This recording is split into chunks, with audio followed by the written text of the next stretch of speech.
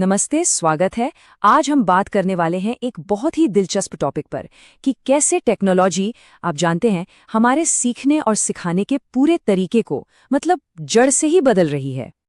जरा पुराने क्लासरूम के बारे में सोचिए, कैसा होता था? एक टीचर, एक ब्लैक बोर्ड और सारे स्टूडेंट्स एक ही स्पीड से पढ़ रहे हैं, है ना? पर अब टेक्नोलॉजी की वजह से जो आने वाला कल है वो बिल्कुल अलग होने वाला है। सोचिए, एक ऐसी क्लास जहां हर स्टूडेंट के लिए सीखने का अपना एक अलग रास्ता हो, जहां चीजों को महसूस करके सीखा जाए और पूरा लर्निंग प्रोसेस एकदम डायनामिक हो। तो सवाल ये है कि भाई, कौन सी टेक्नोलॉजीज हैं जो इस फ्यूचर क्लासरूम को बना रही हैं? चलिए एक एक करके इन कमाल के इनोवेशंस को समझते हैं। तो सबसे पहले बात करते हैं डेटा, एआई और एनालिटिक्स की। इसे आप नई क्लासरूम का दिमाग समझ सकते हैं। यही वो चीज़ है जो हर चीज़ को स्मार्ट और ज़्यादा असरदार बनाती है। तो ये लर्निंग एनालिटिक्स है क्या? देखिए, इसका सीधा सा मतलब है स्टूडेंट से जुड़ा डेटा इकट्ठा करना, उसे एनालाइज करना, और इसका मकसद सिर्फ एक है, सीखने के तरीके को और बेहतर बनाना। मतलब ये समझना कि स्टूडेंट्स असल में सीख कैसे रहे हैं ताकि उन्हें और अच्छे से सिखाया जा सके। अब असली मजा तो ये जानने में है कि इसका इस्तेमाल कैसे होता है।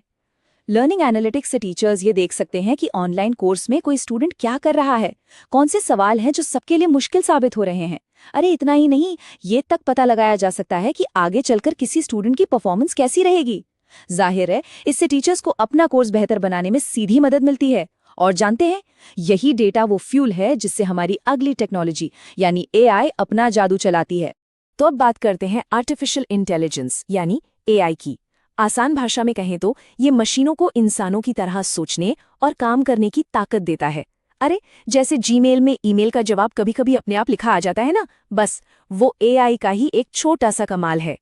और एजुकेशन में तो एआई बहुत कुछ कर सकता है। ये लर्निंग एनालिटिक्स से मिले डेटा को इस्तेमाल करके हर स्टूडेंट के लिए एक पर्सनल ट्यूटर की तरह काम कर सकता है, उनके लिए खास लर्निंग पाथ बना सकता है, और हाँ, असाइनमेंट चेक करने जैसे काम खुद करके टीचर्स का बहुत सारा वक्त भी बचा सकता है।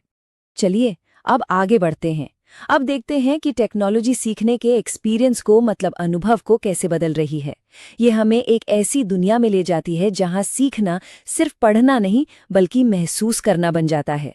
यहाँ दो बहुत ही दिलचस्प टेक्नोलॉजी हैं, वर्चुअल रियलिटी यानी वीआर और ऑग्यूमेंटेड रियलिटी यानी एआर। वीआर में क्या होता है? ये आपको एक पूरी तरह से कंप्यूटर से बनी हुई नई दुनिया में ले जाता है। मान लीजिए आप 3D में इंसान के शरीर के अंदर घूम रहे हैं, और एआर वो असली दुनिया के ऊपर ही डिजिटल जानकारी की एक परत चढ़ा देता है, जैसे स्नैपचैट फिल्टर्स या वो गेम पोकेमॉन गो। और अब बात करते हैं एक और कमाल की चीज की, 3D प्रिंटिंग। इसका एक और नाम है एडिटिव मैन्युफैक्चरिंग। इसमें होता क्या है कि एक डिजिटल डिजाइन से परत दर परत चीजों को जोड़कर कोई भी असली फिजिकल ऑब्जेक्ट बनाया जा सकता है। तो ये काम कैसे करता है? देखिए, सबसे पहले कंप्यूटर पर एक 3D मॉडल बनता है, फिर एक सॉफ्टवेयर उस मॉडल को हजारों पतली पतली लेयर्स में, आप कह सकते हैं, स्लाइस कर देता है। इसके बाद प्रिंटर में प्लास्टिक या कोई और मटेरियल लोड किया जाता है, और बस प्रिंटर उसी डिजाइन के हिसाब से एक एक परत बनाता जाता है, और देखते ही देखते असली चीज तैयार हो जाती है। एक बात तो साफ है, टेक्नोलॉजी सिर्फ हमें नए नए गैजेट्स ही नहीं दे रही, बल्कि ये पढ़ाने के तरीकों को भी बदल रही है। अब सारा फोकस इस बात पर है कि स्टूडेंट्स को लर्निंग प्रोसेस में एक्टिवली शामिल कैसे किया जाए। इसी से जुड़ा एक तरीका है फ्लिप्ड लर्निंग। जैसा नाम से ही लग रहा है, ये पारंपरिक क्लासरूम के मॉडल को बिल्कुल पलट देता है। मतलब यहाँ लेक्चर क्लास में नहीं बल्कि घर पर होता है। तो होता यह है कि स्टूडेंट्स घर पर वीडियो लेक्चर देखकर आते हैं, और क्लास का जो कीमती वक्त होता है वो ग्रुप एक्टिविटी, डिस्कशन और मुश्किल सवालों को सुलझाने में लगता है। तो सबसे बड़ी बात क्या हुई? क्लासरूम अब सिर्फ लेक्चर सुनने की जगह नहीं बल्कि असल में सीखने की जगह बन जाती है। एक और बहुत ही मजेदार तरीका है गेमिफिकेशन। इसका सीधा सा मतलब है कि पढ़ाई में गेम वाले रूल्स और डिजाइन को इस्तेमाल करना। क्यों? ताकि सीखने का पूरा प्रोसेस मजेदार और मोटिवेटिंग बन जाए। और ये बहुत ही बढ़िया तरीके से दिखाता है कि पढ़ाई को खेल कैसे बनाया जा सकता है। जैसे किसी क्विज को एक चैलेंज की तरह पेश करना जिसे जीतना है, या फिर किसी सवाल का जवाब ढूंढने को एक मिशन या खोज बना देना। इससे होता ये है कि स्टूडेंट्स में सीखने की एक ललक पैदा होती है। चलिए अब हम अपने डिस्कशन के आखिरी हिस्से में चलते हैं। यहाँ हम उन टेक्नोलॉजीज पर नजर डालेंगे जो स्टूडेंट्स को आपस में जोड़ती हैं और उनके सीखे हुए स्किल्स को सर्टिफाई यानी प्रमाणित करती हैं। देखिए, आज का क्लासरूम कनेक्टेड है और इसे 3 मेन टेक्नोलॉजी मुमकिन बनाती हैं। पहली है इंटरनेट ऑफ थिंग्स या IoT। ये क्या करती है? ये क्लासरूम की फिजिकल चीजों को, जैसे स्मार्ट बोर्ड या टैबलेट्स, इंटरनेट से जोड़ देती है ताकि डेटा इकट्ठा हो सके। और यही डेटा तो लर्निंग एनालिटिक्स को बताता है कि स्टूडेंट्स क्या कर रहे हैं। फिर आता है क्लाउड कंप्यूटिंग, मतलब इंटरनेट पर मिलने वाली सर्विसेज। इसी की वजह से तो गूगल डॉक्स जैसी चीजों पर हम कहीं से भी किसी भी डिवाइस से मिलकर काम कर पाते हैं।